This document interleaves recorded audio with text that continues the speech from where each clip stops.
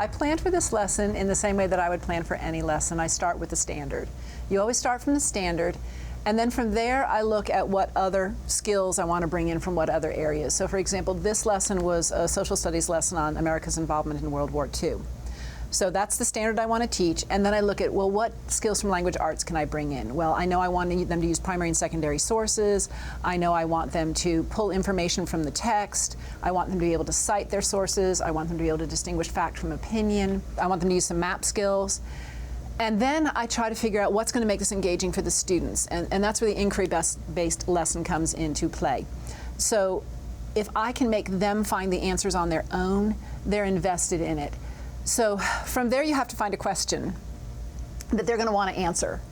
So that's the next step. I find the question that teaches the standard I want to teach, and then I pull the resources together, and that's where you get to pull in your language arts skills and your maps and globe skills and your information processing skills. All of that gets pulled in at that time through the question.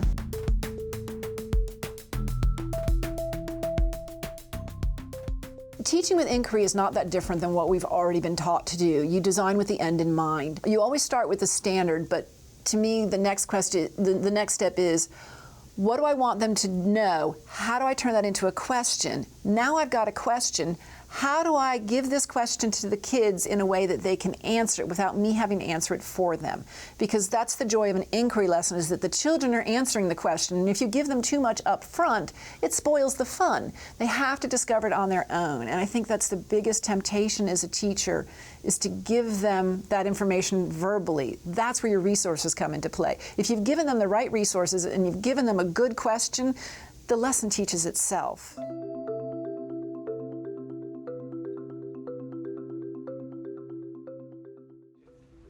Good morning, ladies and gentlemen of Congress. Good morning, Senator Orlando, Congresswoman Maria. I'm so glad you called me for this joint session of Congress today on December 6, 1941.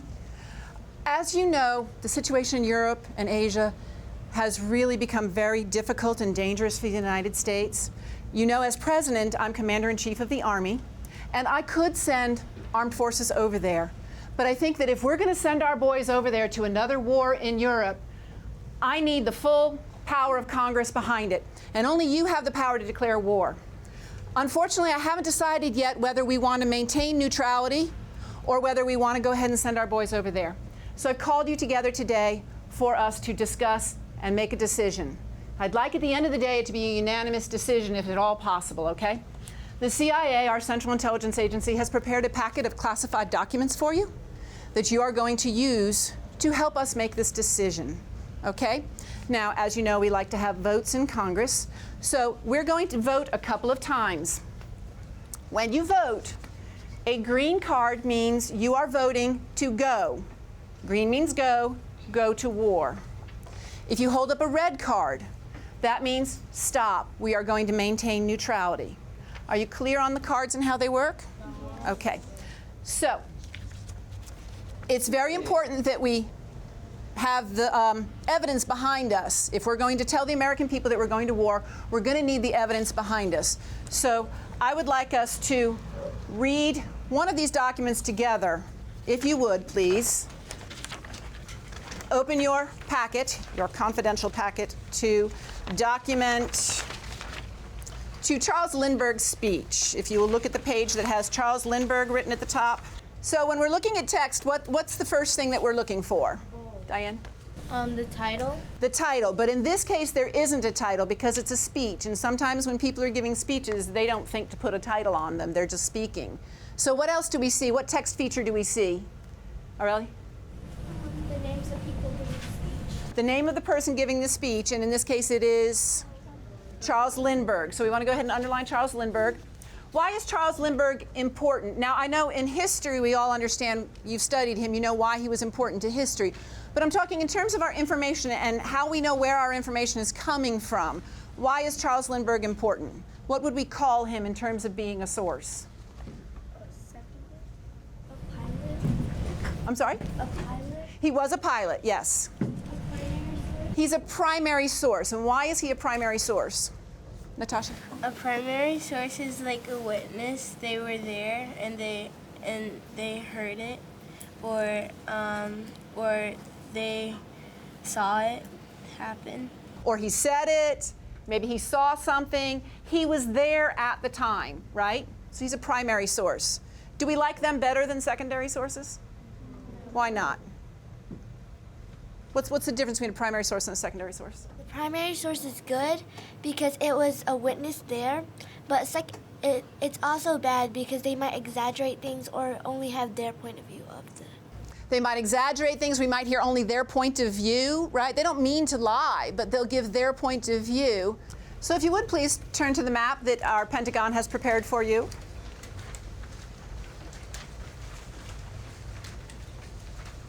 So I've just told you this was prepared by the Pentagon. So what would we call this? Is this a primary source or a secondary source? It's a primary source? So wait, just stop and think about it for a minute. What do we know about this map? Was this made by somebody who was standing there while this was happening? Or was this prepared by somebody else later? So Bobby, what does that make it? A secondary source, okay? So are secondary sources better than primary sources? No. Why not? Raise your hands, please. Diane.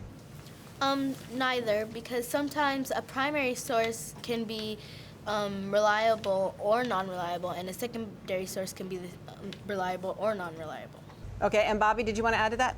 Well, the advantage a secondary source has is that they have more time to study the topic and give more accurate answers. Good answer. I like that.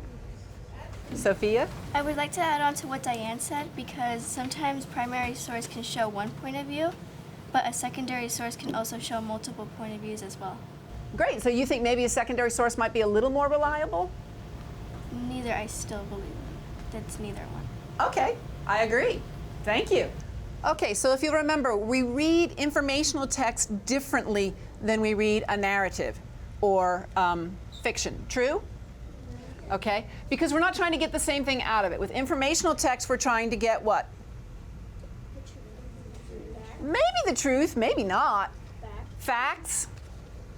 We call it informational text because we're trying to get information.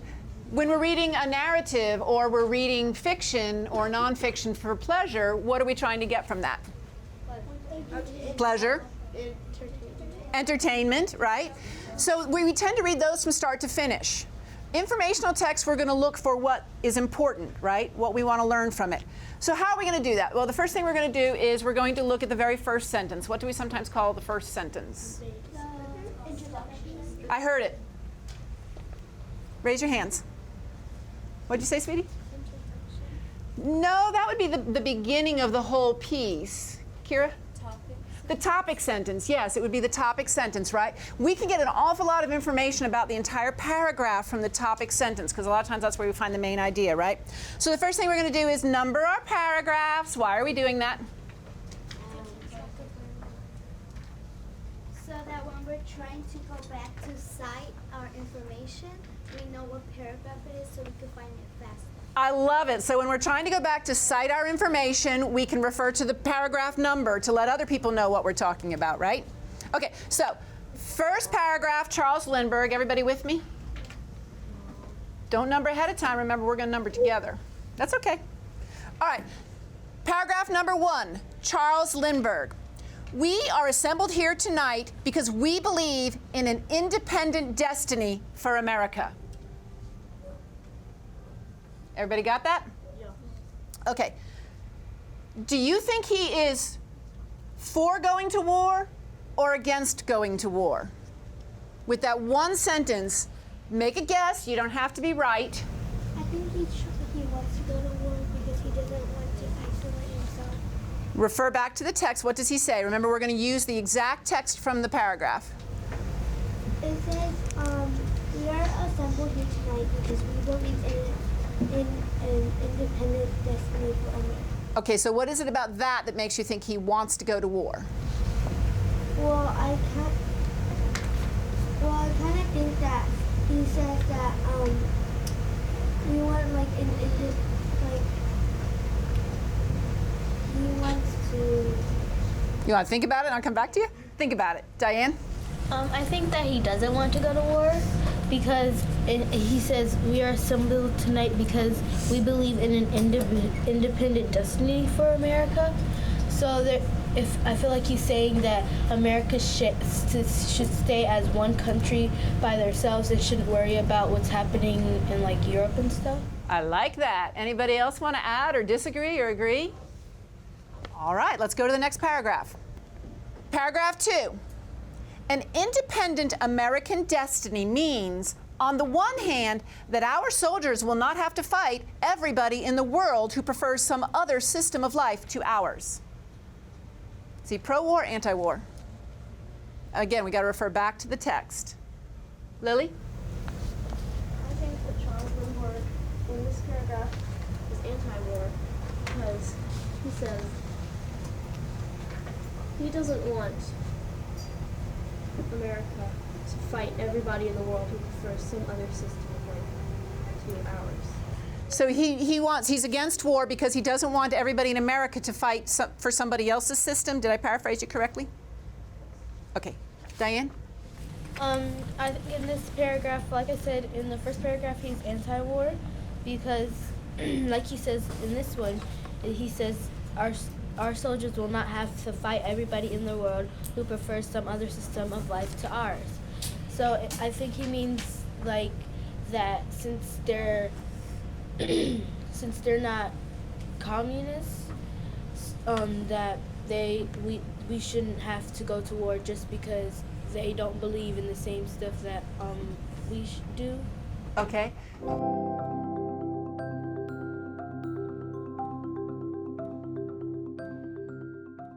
So questions are the most essential part of a unit, not just in the foundation question that you're going to present to them. And you do have to remind them that they're answering that question because they'll tailor their answers towards things they think you want them to say. And it's like, no, you're answering the question.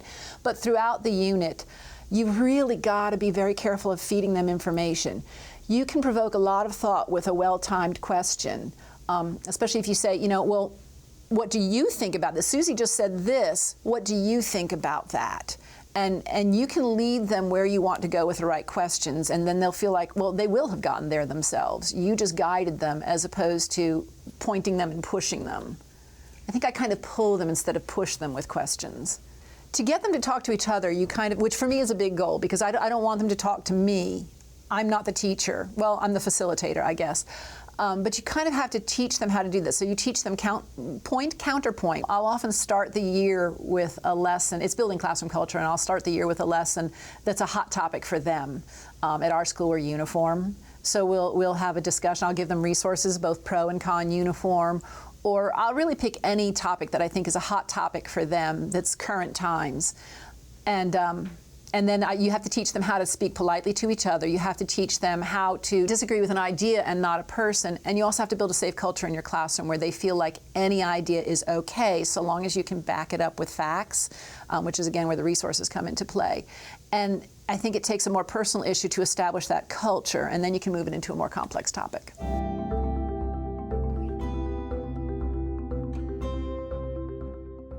One of the ways that I differentiated that lesson, and it may not have been obvious in the groupings, we tried to make sure that we had, regardless of their ability level with the content or their test scores or whatever you want to call it, we tried to group them according to talents that they had. We wanted at least one strong speaker in the class because while some of your children that are great at analyzing data are afraid to speak, so regardless of their ability level with the content, we tried to put people with different talents in a group, so it would be heterogeneous grouping. Some of the resources are very verbal, and so your stronger readers are going to be able to handle that, but I don't know if you noticed, they picked somebody to read naturally on their own who then read and even kind of explained to the other children. They were even having some debate over what the words meant.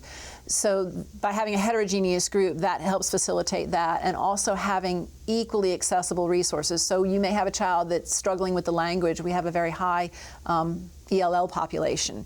So you'll notice I included a lot of graphic resources. There were 3 political cartoons. There was a photo of a bumper sticker with very little wording on it. So even your kid that's struggling with reading can feel like they're a part of the group and they're contributing because they're able to digest that resource and talk about that resource.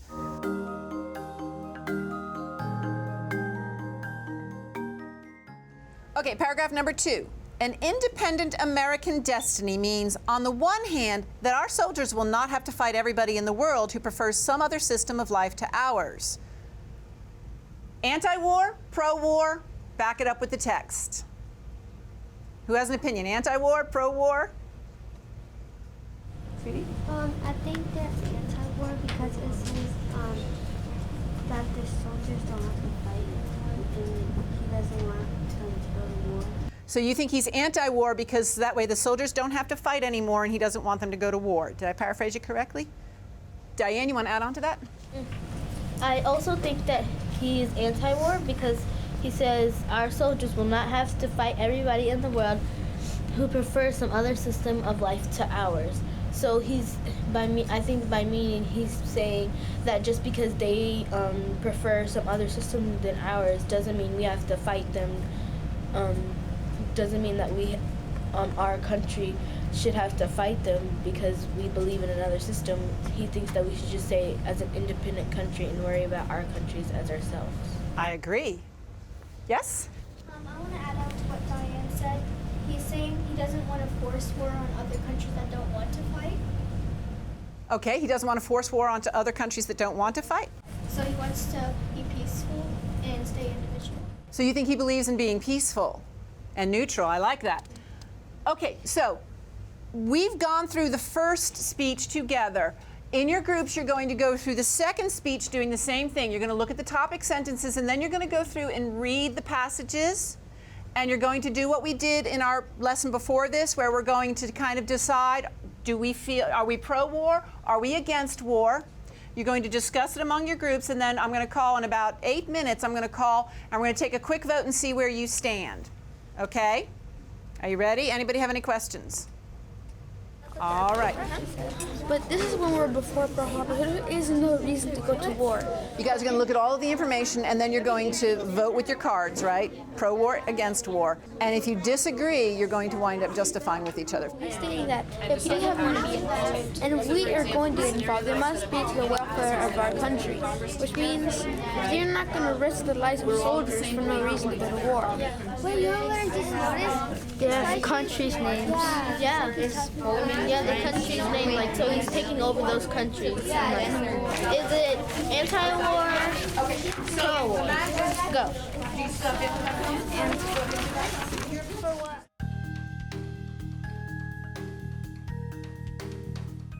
I heard some great conversations, and I love that I'm hearing opposing points of view, and I love that I'm seeing you go back into the text and finding evidence and pointing that evidence out to the other person, and then that person comes up with a counter argument. I love seeing that. So we're still going to work some more with the documents. I know you haven't had a chance to go through the packets yet, but what we're going to do is we're going to take a preliminary vote. This is just based on what you've seen so far, the evidence you've seen so far, where you're kind of lying right now. Are we going to war? Are we not going to war? So I'm going to ask you, and remember, this is a safe place. We never criticize each other for our choices. We're going to justify our reasons, but we're never going to criticize. A red card if you feel like at this point we should not go to war. We should keep our boys at home. You're going to hold up a green card if you feel like at this point you think it's time to take action. Everybody clear? Green is for go. We're going to war. Red is for stop. We're not going to war. We good? All right, let's vote. Got to have an opinion one way or the other. You don't have to be right. All right. So if you look at your groups, you will see that you have some of the groups are in agreement. That's great. Some of the groups are not. Now you're going to take another 10 minutes to go through the documents and try to convince each other one way or the other. At the end, your group needs to have come to a conclusion. Are you voting for or against? But we need to debate it with each other. If you're the one that's holding up a different card, you need to try to persuade them. Right? Everybody clear on what we're doing? 10 minutes. Ready, set, Go. What I'm saying is we shouldn't enter a war for no exact reason. We may enter a war if anything devastating happens to us that other countries happen to do, but otherwise we shouldn't go to war. See, that's why I'm neutral, because if something happens, then I do agree. But if nothing happens, then I want to say war if they attack us. This was Japan, and before the war started, and when the war started, it started to occupy all of these countries and turn them into communist countries. So if we could stop Japan and go to war and stop it from forcing these people to do what they want and sacrificing innocent lives from. So for a lesson like this, the resources are really everything. The resources are how you put the children in the moment. It's how you make the history real for them. It's how you let them see the different points of view. And also it lets you bring in those other content areas. So for example, you get to bring in maps where they can work on those skills. I try to choose a variety of resources. I like some that are graphical in nature. I like some that are kind of mathematical, analytical in nature, some that are mostly, verbal. And even if you can have auditory ones where they can listen, because the children have different learning styles. So that makes the content accessible to them through a variety of resources. They're going to back up their arguments with evidence. And so if you don't have resources that give them that evidence, you kind of leave them without ammunition. And I also like for them to have opposing points of view.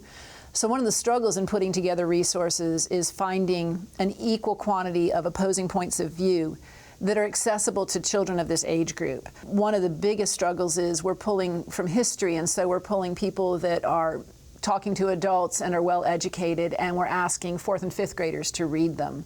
So I often sometimes find I have to edit the resources a little bit. You don't want to take away from the truth, but they need some help understanding those more complex resources.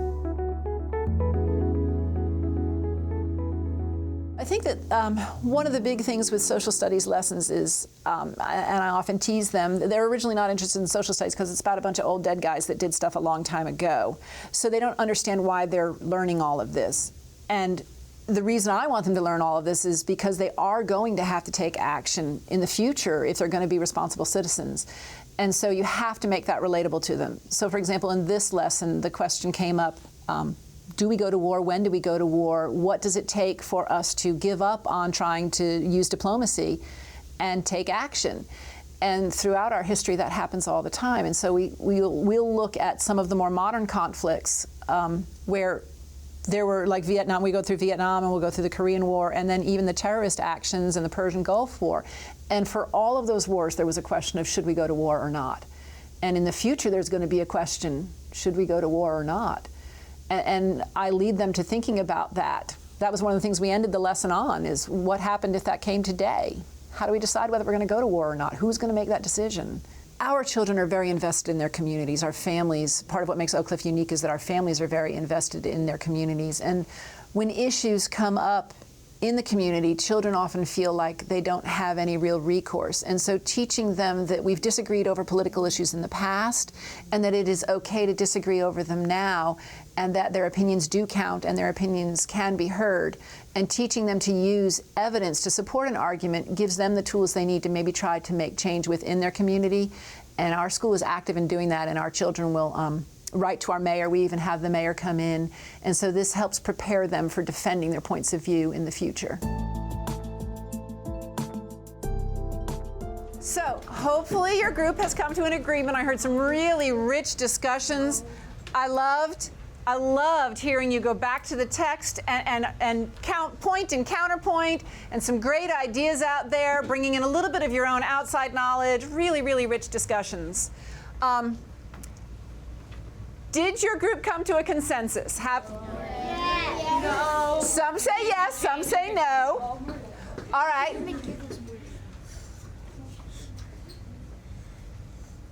We're going to hold up the cards one more time. Green is go, red is don't. Let's see how they look table-wise. Okay, so this group is in agreement. This group is in disagreement. This group is in agreement. You weren't before, were you? I want you to think about what persuaded the people that weren't, the people that were red before that are green now, what persuaded you? You guys are in agreement, you weren't before, right? And you guys are still in disagreement. Bobby's still holding out. Man, you guys had some great arguments, though. You really did. I loved listening to you. All right, put them down. Group in the back. You were not in agreement, and now you are. Who was the one that was read before? Who was read before? Wow. Diane was the only green? That must have been some powerful speaking. Tell me, who in this group wants to tell me what she said that most persuaded you? That everybody was dying because of fascism, like what dictators were doing to the people. So, and you guys had a great conversation about whether it was communism or fascism, right? And I like that discussion. What evidence did she use to convince you that a lot of people were dying and that this was going to become a problem for the U.S.? What evidence did she show you? The map. The map. What did she show you on the map? That how big Germany got. How big Germany got from where they started? Yeah. Okay. And I also at one point you were showing them Japan too, right? They started from a small. And I heard a really great counterpoint from you that we referred back to the cartoon. Do you remember what it was? So I said that if we go into war, and we try to stop Hitler from occupying other countries, he's not going to stop. And what evidence did you use for that? And I used the cartoon evidence. The cartoon? So what was it about this that made you think Hitler's not going to stop? Because the Uncle Sam is represented in the picture, in the cartoon. He said when he's finished pecking down that last tree, he'll quite likely be tired. And what are the trees? The trees are the different countries. The trees of the different countries that he's already taken over, right? Okay, so who else was changed? Who else's mind was changed? What did she say that? What did she say that changed your point of view? Because Diane was like, we should go to war because we can stop Hitler, and then she was like, lots of people are getting killed, and they're getting killed because they're all of Hitler's making them do stuff that they don't want to do. Okay. What do you think your best argument was? I think my best argument was that, like, they're taking over. I think my best argument was that since they're taking over many countries, our country could be next. So she should at least try to fight for our country and go to war with, into the war, and like in the map. Germany and Japan started off so small, but then they started taking over countries and countries and countries, and neither of them are going to stop unless they are being stopped. So and I said that we could at least try, and we can't just, since we don't know what's going to happen yet, we can't just assume that we're just going to get taken over right away. I love it. Good stuff. Go ahead. She changed my opinion because in paragraph 1 it states that if they fail to do this, all that they stand for will be lost. So, If who fails to do it? The United States? Yeah. So if the United States fails to do it, all will be lost? Yeah, because we might lose our country, like more like Poland, they lost their country. Yeah, they did. Lost many people. Yeah, they did. So you don't believe that an ocean in between is enough, that he could come over here? Very good, very good. I see why you persuaded them. How about you guys? So Bobby, you're our holdout. Yeah. You guys are pro-war or anti-war? You're pro-war. So let's start with Bobby. Why are you anti-war? Backing it up with text. First of all, in paragraph 1, 2, 3, it states, we should never enter a war unless it is absolutely essential to the future welfare of our nation. And at this time, nothing has happened to actually make us go to war. Why risk the lives of our men if it is not necessary? Wow, powerful. What do you think? And in paragraph 5, we entered a European war, World War I. Europe has not yet recovered from the effects of this war, and she already entered another. Even America, we are still paying for our part in the victory, which is stating that even if we won, we still have big issues, well, not issues, but we still have a lot of things that happened during the war that affects us in the long run. During World War I? Yeah. And you think that that's a good reason for not going into another war at this time? Yes. What about you guys? Did he convince you? Are you all going with him now? So why not? But first, I was with Bobby, and then I'm with Nisa because if they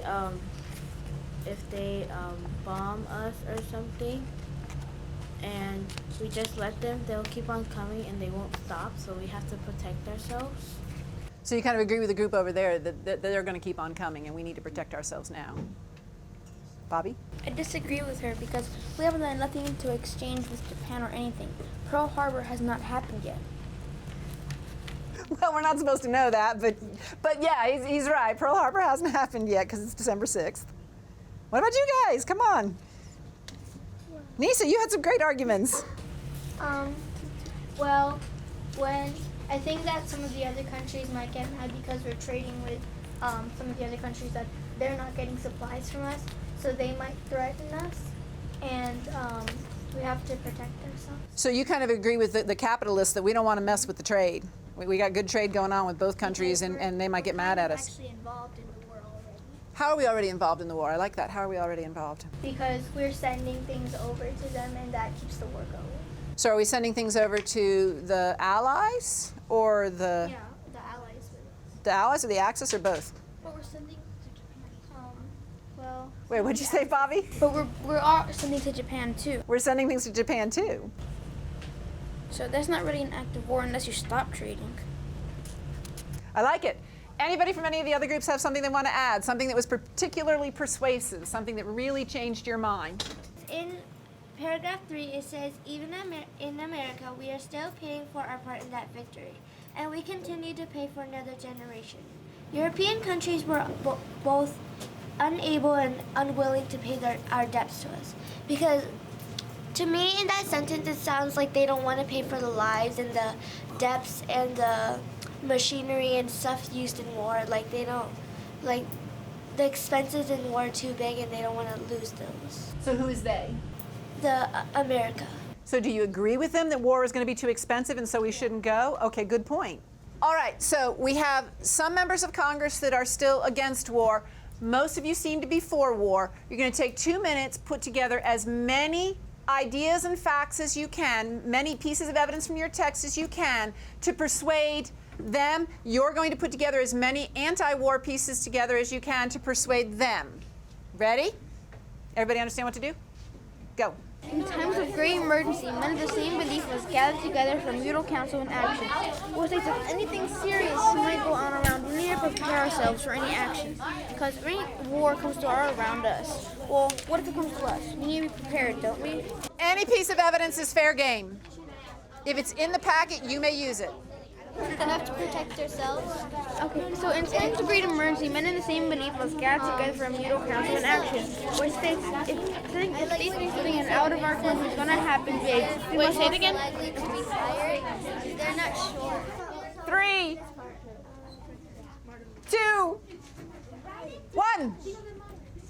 Stop. Hands away. Hands away from the papers. Okay, it's okay.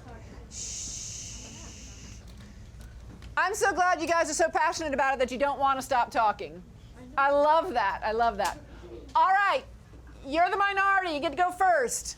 Who's going to be your spokesperson? Senator Tianmi, you'd like to address Congress? So one of the points that we don't want to go to war is where Charles Lindbergh says, those people in the United States of America who feel that the destiny of this country does not call for involvement in the European wars. He is saying that it's their problem, it's not ours. We have no reason to get involved in this war. Another part is we must keep foreign propaganda from pushing our country blindly into another war. Modern war, with all of its consequences, is too tragic and too devastating to be approached by anything but purely American standpoint. In this sentence, he's saying that this war is it's too much for America to handle, and we should just stay out of this in isolation. Very good, thank you. one of the pro-war, who's speaking for your group? Group vote. Diane, you want to? Representative Diane, please address Congress.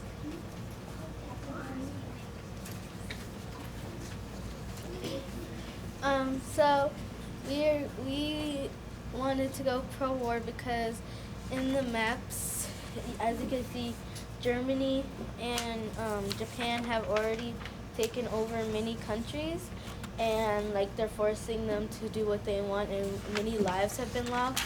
And if we enter the war, then we could stop Hitler from doing what he's doing and killing many people.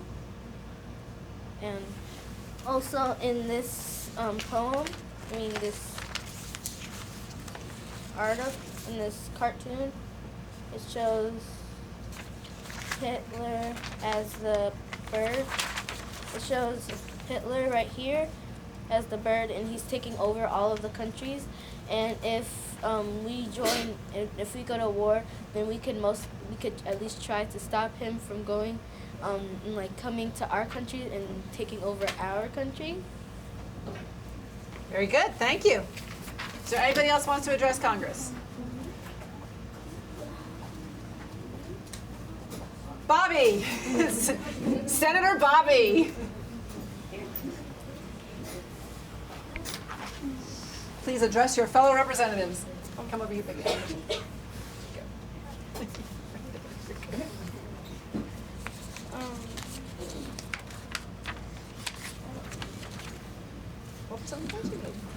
Okay. In times of great emergency, men of the same belief must gather together for mutual counsel and action. Which is saying, if Germany is occupying all these countries right here, all the countries it has occupied right here, what happens if we're next? We need to get ready. I'll be your visual aid. Go ahead. All the countries that have been occupied by Germany, we might be next. We need to get ready for the war. So we need to take action for this. That's all I have to say. Ready? Thank you. Well, as your president, you go ahead and have a seat. As your president, I must come to a decision. Did they persuade you? Or are you still anti-war? Anti-war. Sophia? Can I say something? Yes. On the cartoon that has Germany, like the Nazi, basically cutting down all the trees, and it says when he's finished cutting down the last tree, he'll be quite likely to be tired. We might be the next one, and we might be the last nation standing. So we need to take a stand for them because we're letting one country take over almost an entire continent. Well, you all have presented some very good arguments, and I will confess I'm going to have to think on this. I think maybe in the morning on December 7th, maybe I'll have a fresh perspective. So I think I'm going to hold off on making a decision until tomorrow morning when I can get up and look at this with a new set of eyes. But thank you so much for sharing your counsel with me. I applaud you all.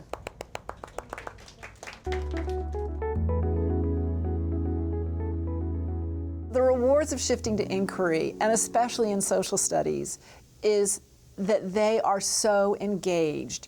If you've done it right, you have no behavior problems. Every kid is engaged. Every kid wants to be heard. Every kid wants their point of view out there. They will argue and debate. Somebody even mentioned, they left the classroom, they were still arguing and debating the issue. That's when you know you've succeeded. That's what I like to see. I want to see them going home and telling their parents, oh my gosh, I can't believe Susie said such and such. She was so wrong and I proved it. That's when you know you've really made a difference because you're teaching them how to think. You're not teaching them what to think.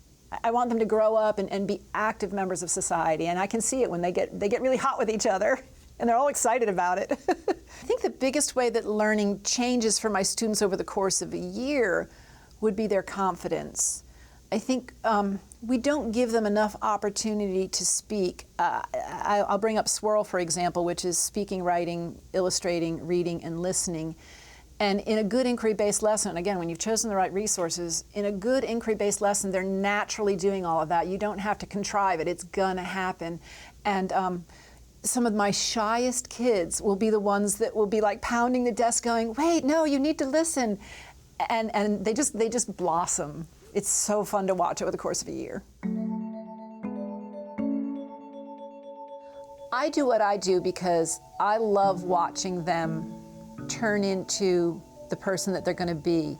I love watching them find success, and it's sometimes in very unexpected places. When you do an activity like this, you never know what's going to happen. That child that sits and is so quiet will come out with something that will just make your jaw drop and go, oh my gosh, that is so profound. And you just get to see the people they're going to be. You get to see the incredible intellect and passion and caring and compassion, and you get to see everything that makes humans who they are grow in these children, and you get to encourage that, and you get to be part of that, I guess. I just love being a part of that.